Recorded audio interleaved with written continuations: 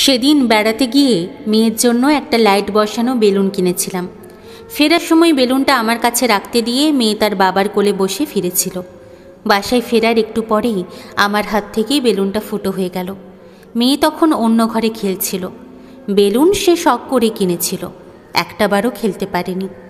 অপরাধ বোধে আমার মনটা একদম খারাপ হয়ে গিয়েছিল। ভেবেছিলাম মেয়ে বোধহয় এবার গগনবিদারী কান্না জুড়ে দেবে। আমি তাকে ডেকে বললাম, সরি মা, তোমার বেলুনটা ফুটো হয়ে গেছে। আমাকে অবাক করে দিয়ে সে মিষ্টি করে হাসি দিয়ে বলল, ইটস ওকে মাম্মাম, তুমি কান্না করো না। তখন অদ্ভুত একটা উপলব্ধি হয়েছিল আমার। ওই দিন বেলুনটা আমার হাত থেকে নষ্ট না হয়ে মেয়ের হাতে হতো, আমি অবশ্যই তাকে দোষ দিতাম।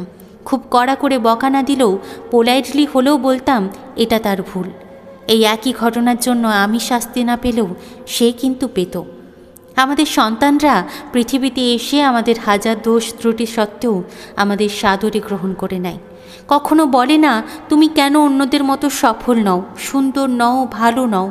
অথচ আমরা বাবা মায়েরা কত অবলীলায় ওদের এসব বলে দিই।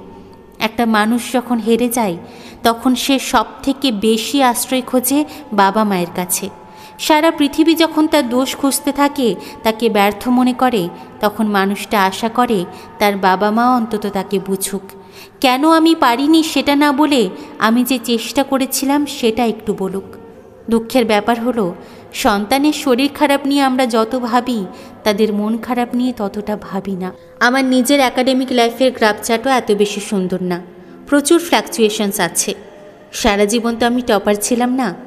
রেজাল্ট বোর্ডের টপে নিজের নামটা দেখার অনুভূতি যেমন আমার আছে, তেমন লজ্জায় পাশের বন্ধুকেও নিজের মার্কটা বলতে না পারার অনুভূতিও আমার আছে। এতটা পথ পাড়ি দিয়ে এখন আমি জানি জীবনের সব পরীক্ষায় সব কিছুতে টপার হতে চাওয়া এক ধরনের অসুস্থতা। হেরে যাওয়াটা জীবনেরই অংশ। চাইলেই যে কোনো জায়গা থেকেই আবার নতুন করে শুরু করা যায়। শুধুমাত্র সন্তান সফল হলে মায়েরা রত্নগর্ভা হয় না, বরং সন্তান ভালোবাসলে মায়েরা রত্নগর্ভা হন। নিজে মা হওয়ার পর আমি বুঝতে পারি শুধুমাত্র বাবা মায়েরা যে সন্তানদের ভালোবাসেন এমন না, সন্তানরাও বাবা মাকে অনেক ভালোবাসে। তাদের সেই ভালোবাসা বরং আরও বেশি নিরপেক্ষ। বাবা মায়ের সফলতা বা ব্যর্থতার সাথে তা ওঠানামা করে না।